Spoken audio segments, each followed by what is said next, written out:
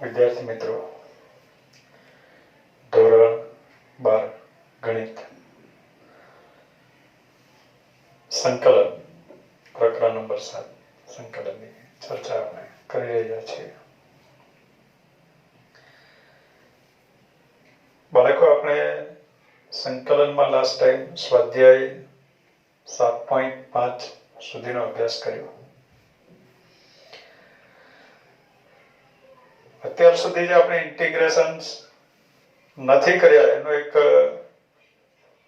List આપણે તૈયાર કરીએ તો બાળકો, આપણે પ્રતિવિધેય અથવા તો સંકલનના જે કાર્ય નિયમો આપણે જોયા કે બે વિધેયનો સરવાળો હોય, બાદબાકી હોય તો એનું ઇન્ટિગ્રેશન કરી શકાય. પણ બે વિધેયના ગુણાકારનું ઇન્ટિગ્રેશન આપણે નથી કર્યું. જાણ કરી કે ગુણાકારનું ઇન્ટિગ્રેશન આપણે પછીથી જોઈશું. શરૂઆતના વિડીયો તમે જોશો તો એવું જાણવા મળશે. આપણે કીધું હતું તો બે વિધેયના ગુણાકારનું ઇન્ટિગ્રેશન નથી કર્યું. બીજી બાબત કે આપણે પ્રતિવિધેયો sin inverse x, cos inverse x, tan inverse, cot inverse, sec inverse, cosec inverse એના ઇન્ટિગ્રેશન્સ નથી કર્યા. આ વિડીયો પહેલાની વાત છે. દરેક વિડીયો બરાબર ક્રમમાં જોયા હોય તો બધા ઇન્ટિગ્રેશન્સ આપણે નથી કર્યા. લઘુગણકીય વિધેય ફક્ત log આપ્યું હોય તો એનું ઇન્ટિગ્રેશન નથી કર્યું. sin inverse x નું ઇન્ટિગ્રેશન કદાચ કર્યું હોય તો એની સાથે એનું વિકલિત જોડાયેલું હોય તો કર્યું હોય. વિધેયની n ઘાત તેનો જ વિકલિત ગુણાકારમાં એમ કરે. પણ એનું વિકલિત સાથે જોડાયેલું ન હોય, એક્ઝેક્ટ વિધેયની n ઘાત તેનો જ વિકલિત ગુણાકારમાં એવું ના હોય તો આપણે પ્રતિવિધેયનું ઇન્ટિગ્રેશન નથી કર્યું. sin inverse x, cos inverse x, tan inverse x, cot inverse x, sec inverse x, cosec inverse x એ બધા ઇન્ટિગ્રેશન્સ નથી કર્યા. log x નું પણ ઇન્ટિગ્રેશન નથી કર્યું.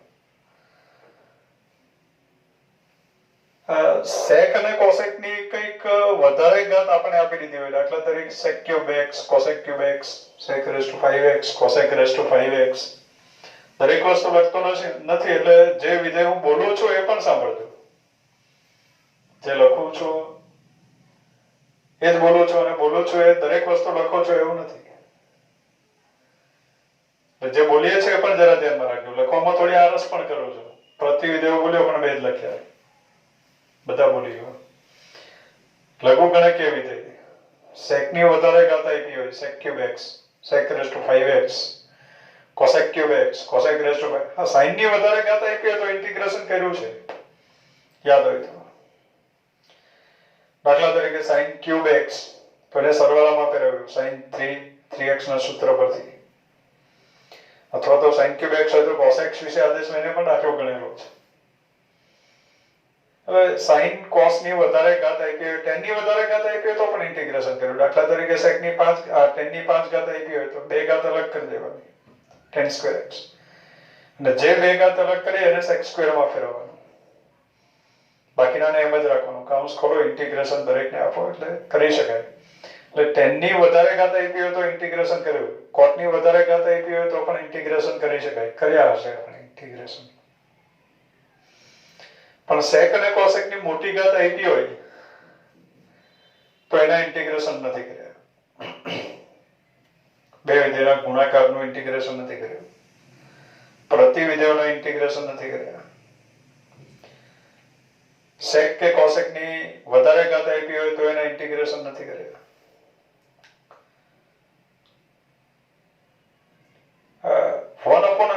a square minus x square પ્રમાણિત સ્વરૂપ આપણે જોયું. 1/√a square minus x square એનું ઇન્ટિગ્રેશન કર્યું છે, ગોખી જ નાખ્યું, સૂત્ર કીધું એને. એટલે એને સૂત્ર તરીકે આપણે યાદ રાખ્યું. 1/√a square minus x square, 1/√x square plus or minus a square, બંને ભેગા, બે સૂત્રો ભેગા આવ્યા. એના ઇન્ટિગ્રેશન કર્યા. પણ એ અંશમાં આપી દીધું હોય તો √a square minus x square નહીં, એનું ઇન્ટિગ્રેશન નથી કર્યું. x square plus a square કે under root x square minus a square એના ઇન્ટિગ્રેશન નથી કર્યા. ધ્યાનમાં રાખજો કયા કયા ઇન્ટિગ્રેશન નથી કર્યા એનું પણ એક લિસ્ટ ધ્યાનમાં હોવું જોઈએ.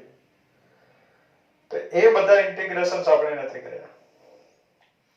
કારણ કે એ ઇન્ટિગ્રેશન કરવા માટે બે વિધેયોના ગુણાકારના સંકલનનો જે નિયમ છે એનું નોલેજ જોઈએ, એનું જ્ઞાન આપણને હોવું જોઈએ. બે વિધેયના ગુણાકારનું ઇન્ટિગ્રેશન, અને એ બે વિધેયના ગુણાકારનું ઇન્ટિગ્રેશનનો જે નિયમ છે એને કહેવાય ખંડશઃ સંકલનનો નિયમ. ખંડ પાડવાના, ટુકડા કરવાના, ભાગ પાડવાના અને પછી ઇન્ટિગ્રેશન કરવાનું. બરાબર, શબ્દ એવો લાગે, ટુકડા કરવાનું પછી એનું પાછું કલેક્શન કરવાનું. સંકલન એટલે કલેક્શન, ભેગું કરવાનું. એને કહેવાય ઇન્ટિગ્રેશન બાય પાર્ટ્સ. ખંડશઃ સંકલન જે છે એને કહેવાય ઇન્ટિગ્રેશન બાય પાર્ટ્સ. ભાગલા કરો ને ઇન્ટિગ્રેશન કરો. સમાજ વિદ્યામાં આપણે ભણ્યા હોય કે ભાગલા પાડો અને રાજ કરો. નહીં, ભાગલા પાડો અને ઇન્ટિગ્રેશન કરો. આપણે રાજ કરવાની વાત નહીં કરવાની, ઇન્ટિગ્રેશન કરવાનું, ભેગું કરવાનું, સંકલન કરવાનું, બધાનું સંકલન કરવાનું. બરાબર. રાજ કરવો એ સંકુચિત શબ્દ છે, ઇન્ટિગ્રેશન કરવું વ્યાપક શબ્દ છે, ઉદાર શબ્દ છે. ઇન્ટિગ્રેશન કરીએ છીએ આપણે. ખંડશઃ સંકલન, ઇન્ટિગ્રેશન બાય પાર્ટ્સ. તો ખંડશઃ સંકલનના નિયમનો આપણે અભ્યાસ કરીએ. આપણે વાત કરીએ કયા કયા ઇન્ટિગ્રેશન્સ નથી કર્યા. એ ઇન્ટિગ્રેશન કરવા માટે બે વિધેયના ગુણાકારના ઇન્ટિગ્રેશનનો નિયમ નું નોલેજ આપણને જોઈએ, અથવા નિયમ આપણને ખબર હોવો જોઈએ. અને એ જે નિયમ છે એને કહેવાય ખંડશઃ સંકલન, ઇન્ટિગ્રેશન બાય પાર્ટ્સ.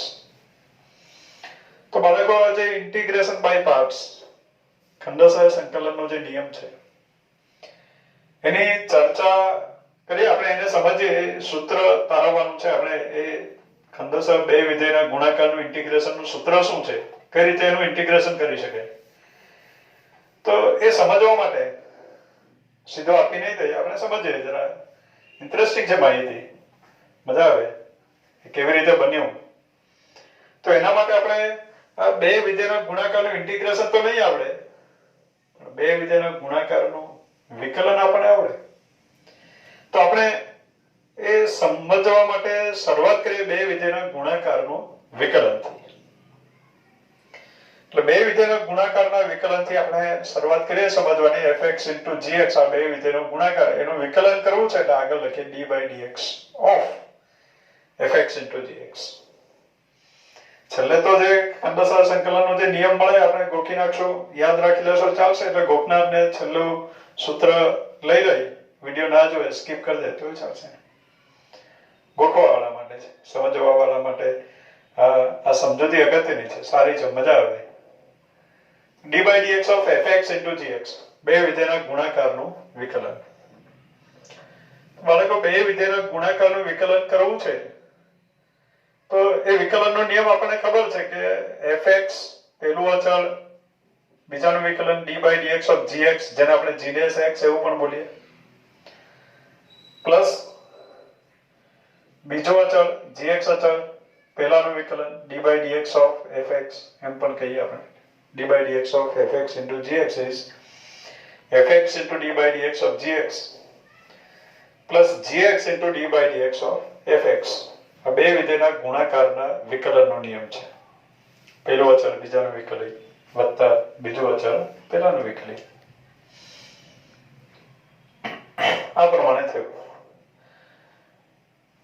હવે બાળકો fx * d/dx of gx એને આપણે કરતા બનાવીએ.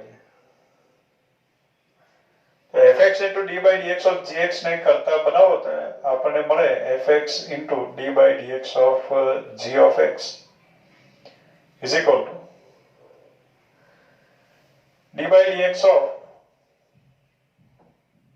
fx * gx, d/dx of fx * gx. અને આ બાજુ લઈ આવે એટલે minus gx into d by dx of fx. આ પ્રમાણે થાય gx into d by dx of fx. આ બંને સમાન છે. હવે આ બંને આપણે x નું વિધેય છે, આપણે x નું વિધેય છે, તો બંને બાજુ વિધેય સમાન છે તો એના ઇન્ટિગ્રેશન પણ સમાન આવે. x સાપેક્ષના ઇન્ટિગ્રેશન આ સાથે જોડાયેલો અચળ કદાચ બદલાઈ શકે. સ્ક્વેર અચળ જેને બોલીએ આપણે, સંકલનનો અચળ. પણ ઇન્ટિગ્રેશનના જે x ના વિધેય મળે એ તો સમાન મળે, વત્તા અચળ બદલાઈ શકે. તો આપણે બંને બાજુ ઇન્ટિગ્રેશન કરીએ x ને સાપેક્ષ. ઇન્ટિગ્રેશન કરીએ છીએ એટલે અહીંયા ઇન્ટિગ્રેશન this dx, બરાબર, this whole dx એમ લખવું પડશે.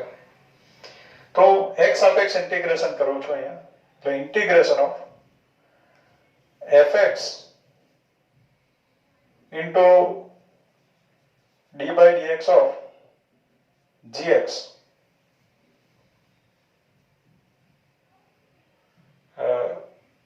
થોડુંક યોગ્ય લાગે એટલા માટે જરાક બોલવામાં સારું ફાવે એટલા માટે અત્યારે હું gx ની જગ્યાએ hx કરી દઉં.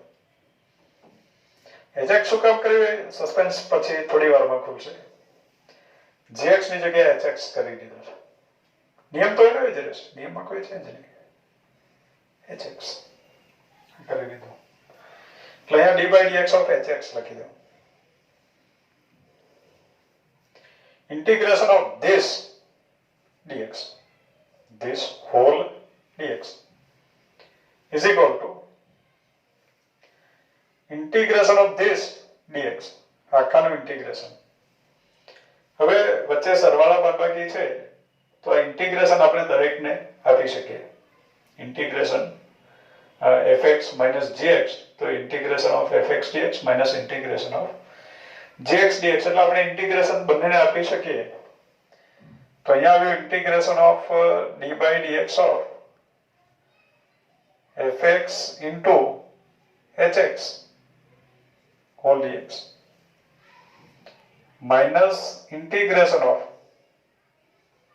hx into d by dx of fx, આ લખાઈ ગયું whole dx.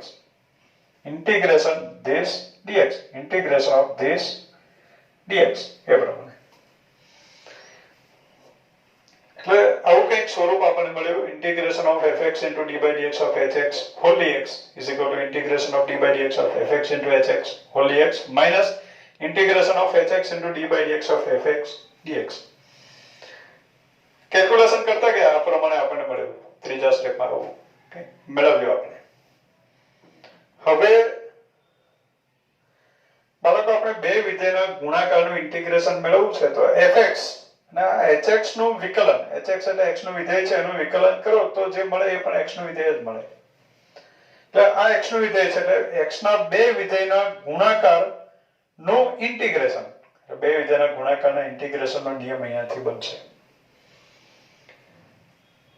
તો બે વિધેયના ગુણાકારનું ઇન્ટિગ્રેશન સ્પષ્ટ દેખાય એટલા માટે d by dx of hx એની જગ્યાએ હું લખી દઉં gx. x નું વિધેય છે એનું x સાપેક્ષ વિકલન કરીએ તો જે મળે એ પણ x નું વિધેય જ મળે. ધારો કે hx નું વિકલિત g of x છે. hx મેં એટલા માટે કર્યું કે અહીંયા g of x થઈ જાય તો આપણને છેલ્લો જે નિયમ છે એમાં fx into gx dx આ બોલવા મજા આવે. મજા લેવા માટે પહેલા અલગ નામ પડે પછી જે જોઈએ એ નામ આવી ગયું. તો d by dx of hx is equal to gx, એની જગ્યાએ આપણે gx લખીએ. એટલે અહીંયા આવશે integration of fx into d by dx of hx is gx whole dx, અને આપણે gx નામ આપ્યું એટલે દેખાય હવે સ્પષ્ટ બે વિધેયનો ગુણાકાર નો ઇન્ટિગ્રેશન એવું દેખાય is equal to. હવે પરંતુ આપણા ઇન્ટિગ્રેશનના શરૂઆતના વિડિયો બરાબર જોયા હોય તો આપણે વાત કરી છે કે સંકલન અને વિકલન બંને એકબીજાની વ્યસ્ત ક્રિયાઓ છે. એટલે બે ક્રિયા ભેગી દેખાય તો એક ક્રિયા એકબીજાની વ્યસ્ત છે એટલે ક્રિયા એકબીજાની અસર નાબૂદ કરે અને વિધેયને એની કોઈ અસર થતી નથી. નહીં વિકલનની અસર થાય નહીં સંકલનની અસર થાય, કારણ કે બંને એકબીજાની વ્યસ્ત ક્રિયાઓ છે. તો આ વ્યસ્ત ક્રિયાઓ છે એકબીજાની, એ ક્રિયાઓ નાબૂદ થઈ ગઈ, ક્રિયાઓ કેન્સલ થઈ ગઈ. વ્યસ્તને આપણે કેન્સલ કરીએ ને તો આ કેન્સલ થઈ ગયું અને વિધેય આપણને મળ્યું fx into hx, કારણ કે વિકલન અને સંકલન એકબીજાની વ્યસ્ત ક્રિયાઓ છે. Minus integration of hx. હવે hx ની જગ્યાએ આપણે શું લખવું જોઈએ? તો hx નું વિકલિત gx છે. તો સંકલનની વ્યાખ્યામાં આપણે જોયું કે fx નું વિકલન gx હોય તો gx નું સંકલિત fx છે એમ કહેવાય. hx નું વિકલિત gx છે તો gx નું સંકલિત hx છે એમ કહેવાશે. એટલે hx બરાબર લખાય ઇન્ટિગ્રેશન ઓફ gx dx. આમ લખાય. એટલે hx ની જગ્યાએ લખીએ આપણે ઇન્ટિગ્રેશન ઓફ gx dx. પણ hx ની જગ્યાએ ઇન્ટિગ્રેશન ઓફ gx લખવું છે, એની સાથે ગુણાકારમાં d/dx ઓફ fx છે, fx નું વિકલિત. તો આ d/dx ઓફ fx હું જરા આગળ લખી દઉં અને એની સાથે ગુણાકારમાં hx ની જગ્યાએ લખ્યું ઇન્ટિગ્રેશન ઓફ gx dx. આ hx ની જગ્યાએ લખ્યું અને આ d/dx ઓફ fx આટલો ભાગ લખ્યો. હવે એ આખું ને આપણે કૌંસમાં લખી દઈએ અને હોલ dx.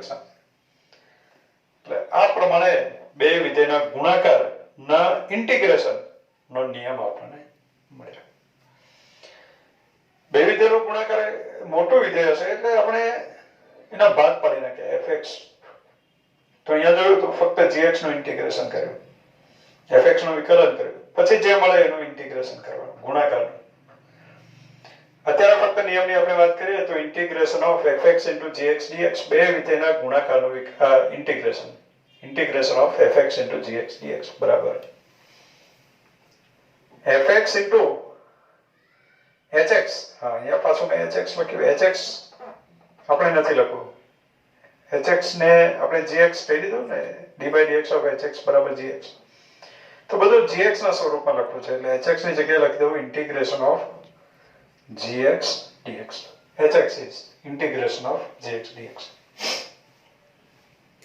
એટલે લાસ્ટ સૂત્ર આપણને મળ્યું integration of fx into gx dx બરાબર fx integration of gx dx. એટલે fx આપણે એમ જ લખી દેવું પેલું ડિસ્ટર્બ કર્યા વગર, અને gx નું ઇન્ટિગ્રેશન લખવાનું. બે વિધેય પેલું બીજું એમ કહું તો પેલું એમ જ રાખવાનું છે, એને ડિસ્ટર્બ નહીં કરવાનું, બીજાનું ઇન્ટિગ્રેશન. માઇનસ ઇન્ટિગ્રેશન ઓફ આખું ઇન્ટિગ્રેશનમાં છે એટલે integration of d/dx of fx means કે પહેલા વિધેયનું વિકલિત બીજા વિધેયનું સંકલિત, એનો ગુણાકાર કરો અને એનું પછી ઇન્ટિગ્રેશન કરો. અત્યારે બોલવામાં થોડુંક ઓકવર્ડ લાગશે, આપણે ધીમે ધીમે એને આપણે જે બોલશો કાયમ માટે એવા સ્વરૂપમાં લઈ જઈએ.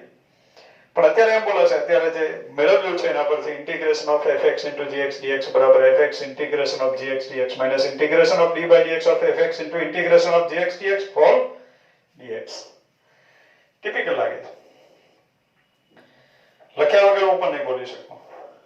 Integration of fx into gx dx બરાબર fx integration of gx dx minus integration of d/dx of fx into integration of gx dx whole dx. એ પ્રમાણે વિડિયોનો અભ્યાસ કરો ત્યારે સાથે સાથે બોલજો, બોલવાની મજા લેવી. હવે બાળકો બોલવામાં થોડું ઓકવર્ડ છે એટલે એને સરળ બનાવવા માટે આ જે fx છે, fx એને આપણે કહી દઈએ u. fx ને આપણે u કહીએ અને આ gx જે છે x નું વિધેય gx એને આપણે કહીએ b. એટલે v બોલીએ u v બંને સર્વનામ છે. u તમે, v અમે, બરાબર, તમે અને અમે બેનો ગુણાકાર નો ઇન્ટિગ્રેશન. પણ y u નહીં લખું, w v v નહીં લખું. fx બરાબર u, gx બરાબર v. ઇન્ટિગ્રેશન ઓફ આ પ્રમાણે લઈએ તો હવે થોડુંક સરળ બને, બોલવામાં સરળ બને એવું આવશે. એટલે ઇન્ટિગ્રેશન ઓફ fx ની જગ્યાએ u, gx ની જગ્યાએ v. Integration of u dx. મજા આવે બોલવાનું. Integration of u dx is equal to integration of u dx is equal to fx. fx is u. કોઈને ગાળ દેતા હોય એમ નહીં બોલવું. u integration of v dx. u integration of v dx minus integration of d by dx of fx. fx નું વિકલિત એટલે હું અહીંયા લખી દઉં fx નું વિકલિત એટલે du by dx. બરાબર, u નું વિકલિત du by dx. Integration of gx dx into integration of gx is v dx whole dx. તો હવે થોડુંક બોલવામાં સરળતા રહે બાળકોને. હવે એનાથી સરળ આપણે નથી બનાવવાનું કે integration of u dx બરાબર u integration of v dx minus integration of du by dx into integration of v dx whole dx. આ પ્રમાણે બોલશો આપણે, યાદ રાખજો. integration of u dx બરાબર u integration of v dx minus integration of du by dx into integration of v dx whole dx. એ પ્રમાણે બોલશો. હું ફરી એકવાર બોલું છું. integration of u dx is equal to u integration of v dx minus integration of du by dx into integration of v dx whole dx. એ પ્રમાણે આપણે યાદ રાખશું. અથવા integration of u dx પહેલું અચળ બીજાનું ઇન્ટિગ્રેશન. આ પહેલું બીજો નંબર આપી દઈએ. u એટલે પહેલું, v એટલે બીજું, એમ સમજો. પહેલું બીજાનું ઇન્ટિગ્રેશન માઇનસ ઇન્ટિગ્રેશન ની અંદર પહેલાનું વિકલિત લખવાનું, બીજાનું સંકલિત લખવાનું અને બંનેના ગુણાકારનું ઇન્ટિગ્રેશન. એમ પણ સમજાય. એટલે બે વિધેયના ગુણાકારનું ઇન્ટિગ્રેશન હવે આ પ્રમાણે કરી શકાય છે. તો મિત્રો, બે વિધેયના ગુણાકારનું ઇન્ટિગ્રેશન આપણે વાત કરી. ઇન્ટિગ્રેશન ઓફ u dx બરાબર u integration of v dx minus integration of du by dx into integration of v dx whole dx. હવે ખાસ અગત્યની બાબત કે આ પ્રમાણે હોય એટલે દરેક સમયે કાયમ માટે બે વિધેયના ગુણાકારનું ઇન્ટિગ્રેશન આ પ્રમાણે મળી જ જશે એની કોઈ ગેરંટી નહીં. ગમે ત્યાં બે વિધેયનો ગુણાકાર દેખાય એટલે આમ જ ગણવા લાગી પડો એ નહીં ચાલે. તો બાળકો, આ u dx integration of u dx u integration of v dx minus integration of du by dx into integration of v dx whole dx.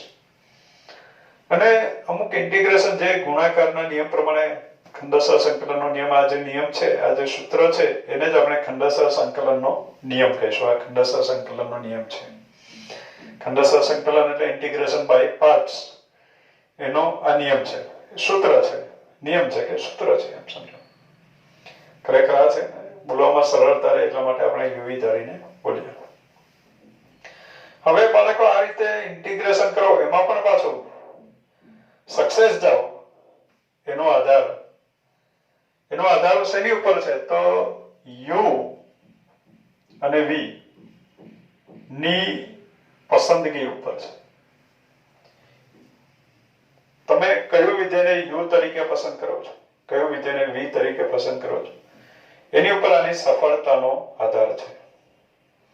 એક તો કાયમ ઇન્ટિગ્રેશન થશે ને, ગુણાકાર આવે એટલે ગમે એવો ગુણાકાર આવે ઇન્ટિગ્રેશન થાય એવું જરૂરી નથી.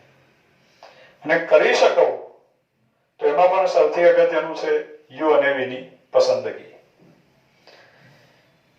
u અને v ની યોગ્ય પસંદગી ન કરવામાં આવે તો પણ આપણે આ ઇન્ટિગ્રેશન કરવામાં સફળ થઈશું નહીં. u અને v ની યોગ્ય પસંદગી કઈ રીતે? તો બાળકો, અહીંયા તમે આ જે સૂત્ર છે એમાં જુઓ, ઇન્ટિગ્રેશન ઓફ u dx બરાબર u integration of v dx minus integration of du by dx into integration of v dx whole dx. Last answer મેળવવા માટે અહીંયા સૂત્રમાં સ્પષ્ટ દેખાય છે કે v નું ઇન્ટિગ્રેશન આપણને સરળતાથી આવડવું જોઈએ. બબે જગ્યાએ જરૂર પડે છે. v નું સંકલન ઇન્ટિગ્રેશન ઓફ v dx બરાબર એ મળવું જોઈએ, આપણે આવડવું જોઈએ. એ જ ના આવડતું હોય તો દાખલો સૂત્ર એપ્લાય જ નહીં કરી શકાશે. એટલે ઇન્ટિગ્રેશન ઓફ v dx આપણને મળવું જોઈએ. પસંદગી એવી કરવાની v તરીકે કે જેથી ઇન્ટિગ્રેશન ઓફ v dx આપણને સરળતાથી મળે, સરળતાથી પાછું. અને ઇન્ટિગ્રેશન ઓફ v dx મળે એટલે કામ પૂરું નથી થઈ જતું બાળકો. ત્યાર પછી v નું જે ઇન્ટિગ્રેશન છે તે અને du dx એટલે u નું વિકલિત બેનો ગુણાકાર પછીનું પણ ઇન્ટિગ્રેશન આપણને આવડવું જોઈએ. એટલે integration of du dx into integration of v dx whole dx મળવું જોઈએ. મળવું જોઈએ મીન્સ કે આપણને આવડવું જોઈએ. જો એ ઇન્ટિગ્રેશન આવડશે, બંને ઇન્ટિગ્રેશન v dx પણ જોઈએ અને એની સાથે u નું વિકલન કરીને ગુણાકાર કરો અને પછીનું ઇન્ટિગ્રેશન પણ આપણને આવડશે, તો જ આનો લાસ્ટ આન્સર આપણને મળશે. આપણે પૂરેપૂરું ઇન્ટિગ્રેશન કર્યું, સંકલન કર્યું એમ કહેવાશે. એટલે આ જે રીત છે, ખંડેસર સંકલનની જે રીત છે, એનું જે સૂત્ર છે, એના દ્વારા ઇન્ટિગ્રેશન મળે એની સફળતાનો આધાર u અને v ની પસંદગી ઉપર છે. એટલે બહુ અગત્યનું છે કે આપણે u તરીકે કયું વિધેય પસંદ કરીએ છીએ અને v તરીકે કયું વિધેય પસંદ કરીએ છીએ. હવે બાળકો u અને v ની પસંદગી માટે આપણે એક કીવર્ડ તમને આપીએ છીએ. એને કી કહેવાય. એ કોઈ થિયરી નથી, સિદ્ધાંત નથી, નિયમ નથી. નિયમ મીન્સ કે એ સાચું પડે કાયમ માટે, એ નિયમ નથી. એક કી છે, મોટે ભાગે સાચી પડે, મોટે ભાગે આપણને મદદ કરે, પણ એ કીવર્ડ છે, નિયમ નથી, સિદ્ધાંત નથી. એટલે એ કીવર્ડ આપણે જોઈએ કે u અને v ની પસંદગી આપણે કઈ રીતે કરવી, એ કીવર્ડનો આપણે અભ્યાસ કરીએ. કીવર્ડને નિયમ તરીકે સમજી લેવું નહીં. ઘણીવાર એ કીવર્ડ પ્રમાણે ના હોય અને તમે ઇન્ટિગ્રેશન કરવામાં સક્સેસ જાઓ એવું પણ બને. એ કીવર્ડ પ્રમાણે જ પસંદગી કરો છતાં પણ તમે નિષ્ફળ જાઓ એવું પણ બને. એટલે એ ફક્ત કીવર્ડ છે, એ કોઈ નિયમ નથી. ઇટ ઇઝ નોટ લો, બરાબર? કોઈ થિયરી નથી, સિદ્ધાંત નથી, એવું મારું કહેવું છે, બરાબર? તો હવે આપણે એ કીવર્ડ સમજીએ. જો કે આપણી ટેક્સ્ટબુક ના કે મોટા ભાગના જે સમ્સ છે, લગભગ કહું છું, મેં કઈ કેલ્ક્યુલેશન નથી કર્યું, પણ લગભગ 99% દાખલાઓ આપણે એ રીતે સોલ્વ કરી નાખશું. કોઈક સ્પેશિયલ દાખલો આવશે તો જ એમાં સ્પેશિયલ પસંદગી આવશે. બાકી એના દ્વારા મોટે ભાગના ઇન્ટિગ્રેશન આપણે કરી શકશું. તો બાળકો આપણે કીવર્ડ ની વાત કરતા હતા કે જે આપણને u અને v ની પસંદગી કરવામાં મદદ કરશે. ફરીથી હું અહીંયા ઇન્ટિગ્રેશન ઓફ uv dx નું સૂત્ર લખું છું. ઇન્ટિગ્રેશન ઓફ uv dx બરાબર u integration of v dx minus integration of du by dx into integration of v dx whole dx. આ પ્રમાણે સૂત્ર આપણે જોયું uv dx ના ઇન્ટિગ્રેશન. હવે બાળકો અહીંયા એક શબ્દ આપણે લખીએ છીએ જે આપણે કીવર્ડ ની વાત કરી છે. li બોલવામાં ઇન્ટરેસ્ટિંગ નથી એટલું કે નામની જેમ વાંચી લેવાય. LIATE.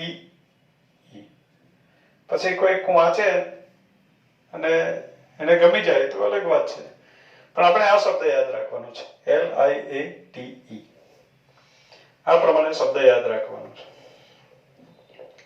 શબ્દ શું છે તે હવે આપણે સમજીએ. તો બાળકો આ જે શબ્દ છે એ વિધેય ના જે પ્રકાર છે, જુદા જુદા વિધેયના પહેલા અક્ષરો લઈને બનાવેલો શબ્દ છે. જુદા જુદા વિધેયના પ્રકારો જે છે એ વિધેયો છે. એ વિધેયના પહેલા અક્ષરો લઈને બનાવેલો શબ્દ છે. દાખલા તરીકે એલ, પહેલો અક્ષર છે એલ. એલ મીન્સ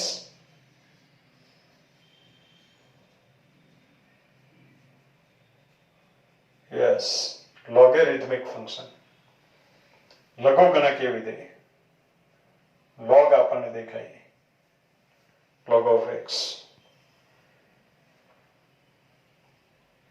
તો આ લઘુગણકીય વિધેયને આપણે એલ વડે દર્શાવશું.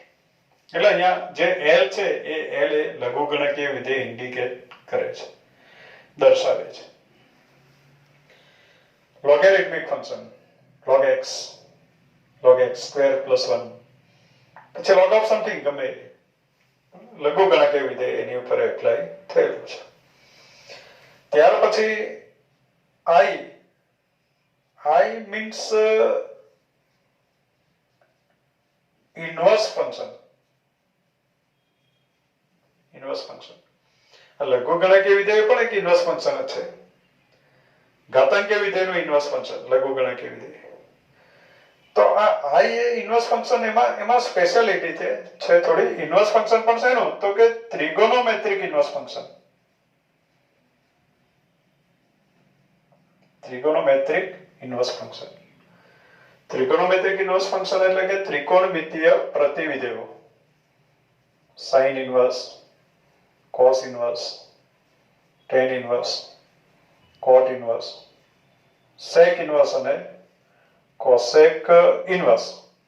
આ બધા જેને આપણે કહીશું I, એને I દ્વારા ઇન્ડિકેટ કર્યું છે. I મીન્સ નો મિનિંગ આપણે કરવાનું છે ઇન્વર્સ ફંક્શન. પણ ઇન્વર્સ ફંક્શન ઘણા બધા, લોગેરિથમિક ફંક્શન પણ ઇન્વર્સ ફંક્શન તો એકબીજાના હોય. ઘાતાંકીયનું ઇન્વર્સ લોગેરિથમિકનું ઇન્વર્સ ઘાતાંકીય એક્સપોનેન્શિયલ. પણ આમાં જે ઇન્વર્સ છે ત્રિગોનોમેટ્રિક ઇન્વર્સ ફંક્શન. પણ I પહેલા દેખાય એટલા માટે મેં ત્રિગોનોમેટ્રિક ઇન્વર્સ નથી લખ્યું, નહીં તો પાછું એમ થાય કે ટી આવે. એટલે I એટલે એમ સમજો ઇન્વર્સ ફંક્શન, પણ કયું inverse? Trigonometric inverse function. A means algebraic function. બાળકો ખાસ કહેવાનું કે સ્પેલિંગમાં આમ તેમ હોય તો પ્લીઝ એની ભૂલો કાઢીને બોક્સમાં, કોમેન્ટ બોક્સમાં કેમ તો લખવાની જરૂર નથી. એટલે એ બાબત બહુ સિરિયસલી નહીં લેવી. A means algebraic function. algebraic function, algebra means કે બીજગણિત. algebraic means કે બેઝિક વિધેય. બેઝિક નહીં, નોટ બેઝિક, બેઝિક. બીજગણિતનું જે વિધેય છે, બેઝિક વિધેય. x ની કોઈ પદાવલી હોય, x+1 સુરેખ અવયવ, x ની કોઈ બહુપદી, x ની બહુપદીઓનો ગુણોત્તર, સમય પદાવલી, √x+1, એ બધી બેઝિક, એને આપણે algebraic function એમ કહીશું. x માં કોઈ પણ બહુપદી હોય, બહુપદીની અમુક ઘાત હોય, એ બધાને આપણે શેમાં કરશું? algebraic function. બહુપદીઓનો ભાગાકાર, એને આપણે બેઝિક વિધેય algebraic function એમ કહીશું. LIA. T means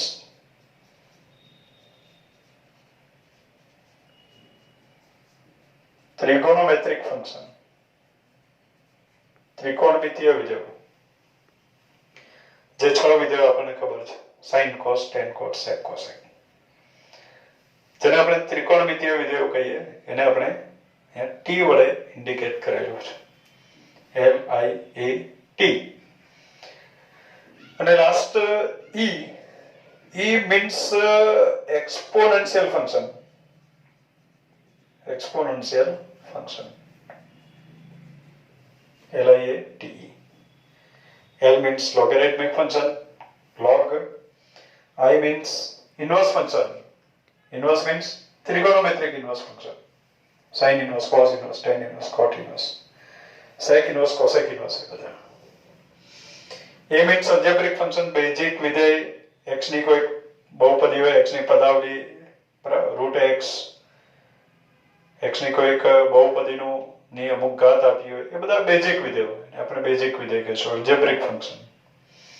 T means trigonometric function. ત્રિકોણમિતીય વિધેયો, sin cos tan cos sec cosec, અને e means exponential function.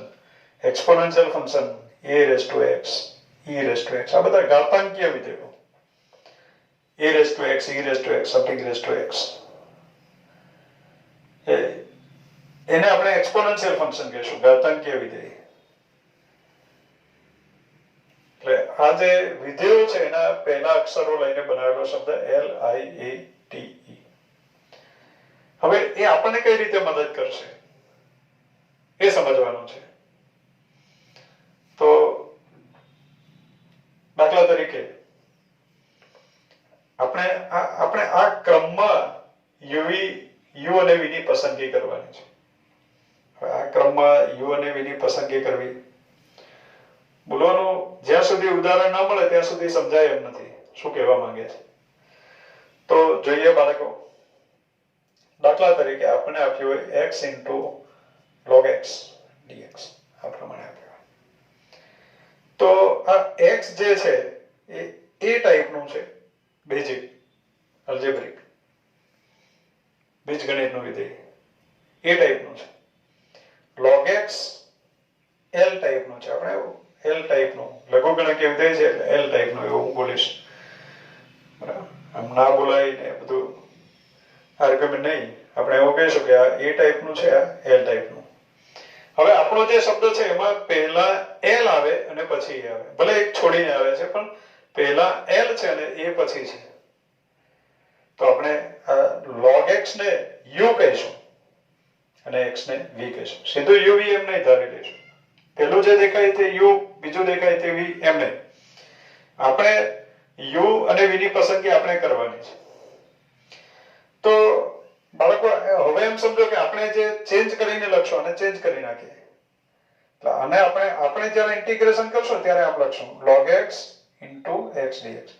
હવે આપણે ચેન્જ કર્યા પછી આને u સમજી લેશું અને v, પહેલું u અને પછી v, log x into x dx આમ લખી દઈશું. હવે આ લખવાની જરૂર નથી કે ધારો કે આ u છે ને આ v છે ને, આપણે ક્રમ બદલી નાખશું. x into log x આપ્યો છે, આપણે એનું log x into x કરી દઈશું. આપણને ખબર છે કે પહેલું આપણે u મૂક્યું છે અને પછી v મૂક્યું છે. એટલે આ પ્રમાણે આપણે પસંદગી કરવાની છે. દાખલા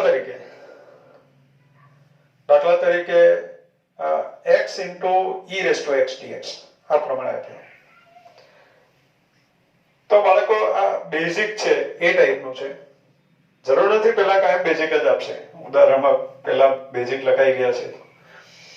e raised to x એટલે e ટાઈપનું છે, પહેલું a અને પછી e હંમેશા છેલ્લે જ આવે, એક્સપોનેન્શિયલ છેલ્લું e. તો એક્સપોનેન્શિયલ ફંક્શન હંમેશા છેલ્લા આવે, તો અહીંયા આપણે ક્રમ નહીં બદલીશું, પહેલું જે છે એને u કહી દઈશું, બીજા નંબરે છે એને v કહીશું, આ પ્રમાણે. દાખલા તરીકે ઇન્ટિગ્રેશન ઓફ, આપણને આપવામાં આવે integration of sin inverse x into log x, આવું આપ્યું. તો sin inverse x એટલે I ટાઈપનું છે અને log x એ L ટાઈપનું છે. અત્યારે કોઈ આર્ગ્યુમેન્ટ નહીં કર્યો પ્લીઝ કે x sin inverse ના પ્રદેશમાં એટલે -1 અને 1 ની વચ્ચે એની પર log નહીં એપ્લાય થાય. તો x એવો હશે કે જેથી બંને એપ્લાય થાય, એમ સમજી લેવું. એટલે અત્યારે એની વાત નથી, આપણે ફક્ત નિયમ, આ જે કીવર્ડ છે એને એપ્લાય કેમ કરવું એના ઉદાહરણ આપીએ છીએ, એ સમજીએ છીએ. તો પહેલું I ટાઈપનું છે અને બીજું L ટાઈપનું છે, પહેલું I ટાઈપનું છે, બીજું L ટાઈપનું છે. તો આપણા શબ્દ પ્રમાણે પહેલું L આવે અને I પછી જ આવે. L હંમેશા પહેલા આવે, લોગેરિથમિક ફંક્શન હંમેશા પહેલા, L પહેલું જ છે. એટલે આપણે ક્રમ બદલી નાખશું, integration of log x into sin inverse x dx આ પ્રમાણે લખી દઈશું. હવે બાળકો લગભગ આ વર્ડ કેવી રીતે એપ્લાય કરવો ખ્યાલ આવી ગયો હશે. ધારો કે આપણને આપ્યો હોય integration of x cube into sin inverse x dx. તો x cube એટલે a ટાઈપનું છે, sin inverse x means I ટાઈપનું છે. તો આપણે શબ્દમાં જોઈશું, અહીંયા આપણી પાસે ai છે, આપણા શબ્દમાં ia છે, ia LIA, પહેલા I આવે અને પછી A આવે. તો પછી આપણે આનો ક્રમ બદલી નાખશું. Integration of sin inverse x into x cube dx, અને આપણે u કહીશું અને v કહીશું. સૂત્ર એપ્લાય કરતી વખતે ગુણાકારનો નિયમ, ખંડસર સંકલનનો નિયમ એપ્લાય કરતી વખતે integration of sin inverse x into x cube આપ્યો હોય તો sin ઇન્વર્સ x ને આપણે u કહીશું અને x cube ને v કહીશું. એ ઉપરાંત અમુક દાખલામાં આ વર્ડ કોઈક ખાસ દાખલો સ્પેશિયલ હશે તો એ સ્પેશિયલ હશે તો એમાં આપણને સ્પેશિયલી ની રીતે યાદ રહેશે. તો એવા સ્પેશિયલ દાખલામાં કદાચ આ વર્ડ કામ ન પણ કરે એવું પણ બને, અને જરૂરી નથી આ વર્ડ પ્રમાણે ધારો u અને v ની પસંદગી કરશો તો જ ઇન્ટિગ્રેશન શક્ય છે એવું નહીં.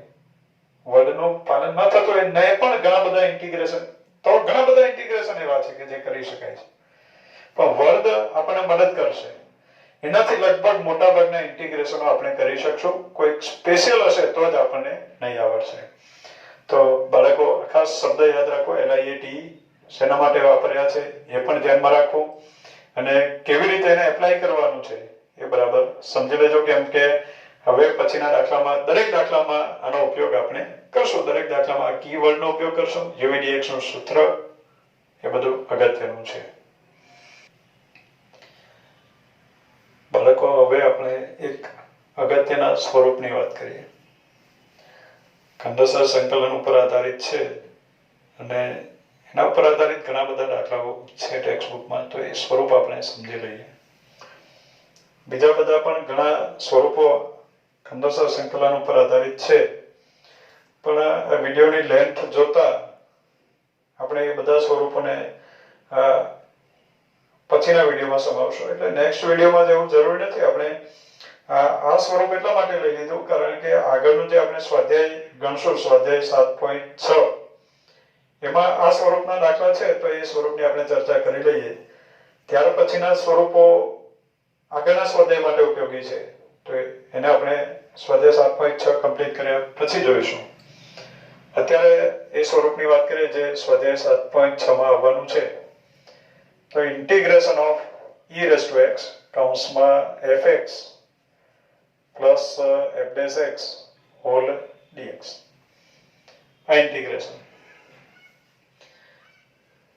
આનું ઇન્ટિગ્રેશન કઈ રીતે કરવું તો એના માટે આપણે એનું સ્વરૂપ આપણે યાદ રાખી લઈશું, એનો આન્સર આપણે યાદ રાખી લઈશું. પણ અત્યારે ગણીએ કે integration of e raised to x into fx plus f dash x dx is equal to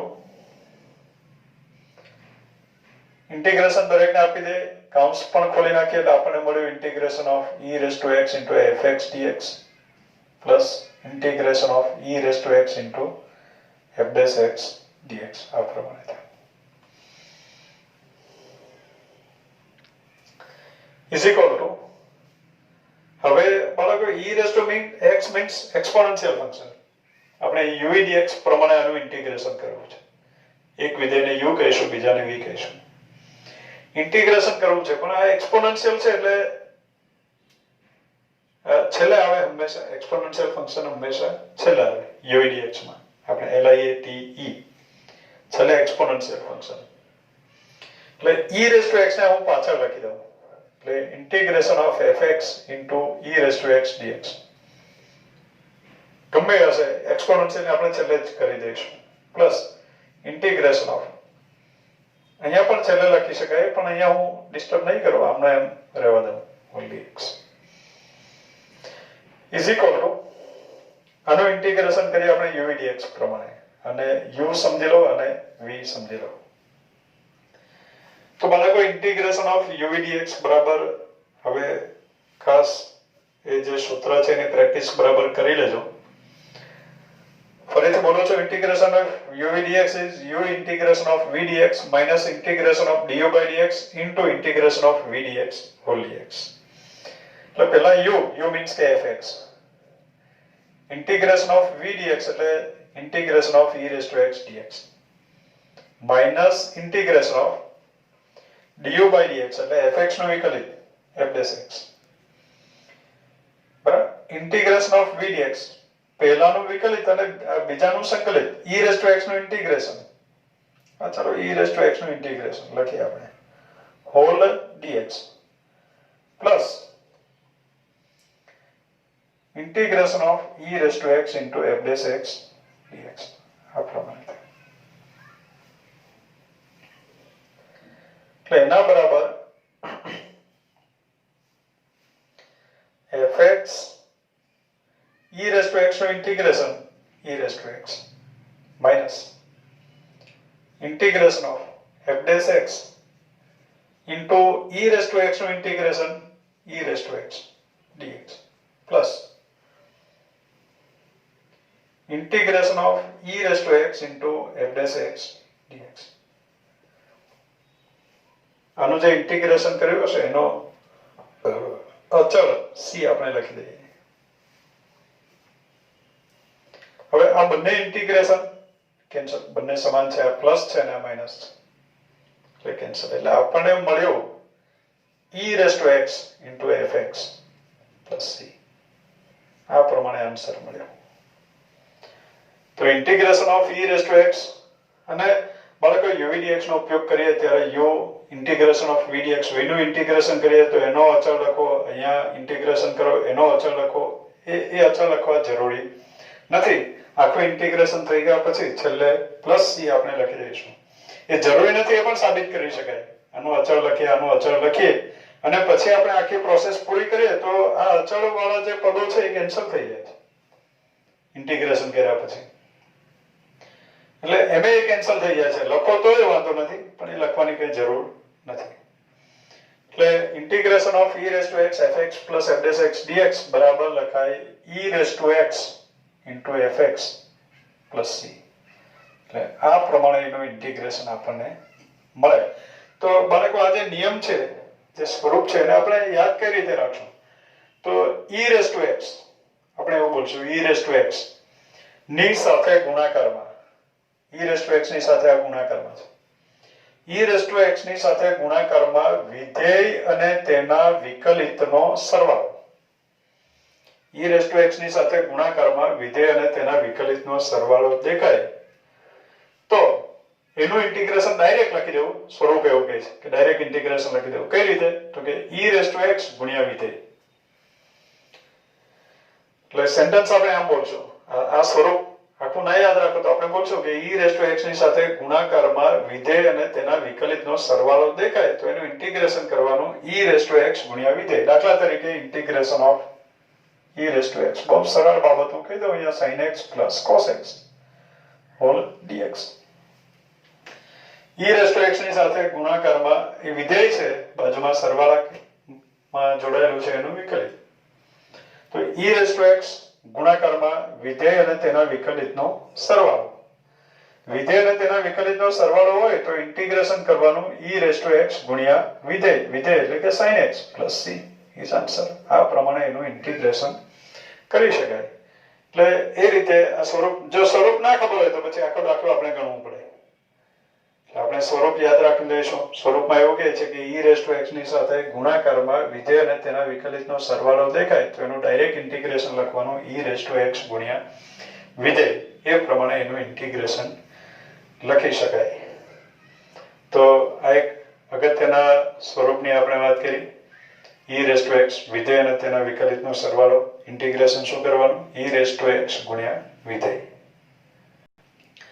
બાળકો આ જે સેન્ટેન્સ છે એમાં ખાસ એક અગત્યની બાબત છે કે આમાં e raised to x ની જગ્યાએ e raised to x ની જગ્યાએ exact e raised to x જ જોઈએ. there is no compromise. કોઈ પણ સમાધાન આપણે કરવાનું નથી. x ની જગ્યાએ એક્ઝેક્ટ વિધેય અને તેના વિકલિતનો સરવાળો તો જે વિધેય હશે એનો જ વિકલિત. પણ અહીંયા ગુણાકારમાં e raised to x જ દેખાવો જોઈએ. આ x ની જગ્યાએ x/2 દેખાય તો x/2 ને x કરવા માટે આપણે આદેશ લઈ શકીએ.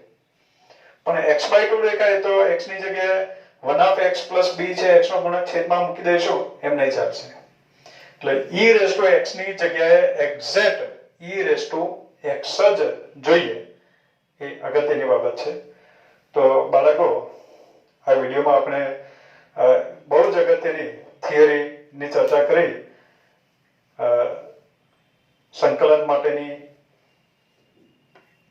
ખંડેસર સંકલનની જે રીત છે, બે વિધેયના ગુણાકારનું ઇન્ટિગ્રેશન કરવાની રીત, અગત્યનું સ્વરૂપ, ખાસ કરીને એનું ટૂંકું સ્વરૂપ integration of u dx, u integration of v dx minus integration of du by dx into integration of v dx whole dx, એવું વારંવાર બોલતા રહેવું. અને u અને v ની પસંદગી કેમ કરવી એ ઘણું જ અગત્યનું છે. એ પસંદગી યોગ્ય નહીં કરી શકશો તો આ દાખલામાં આપણને સફળતા, આ રીતે ગણવાથી સફળતા મળશે એની કોઈ ગેરંટી નથી.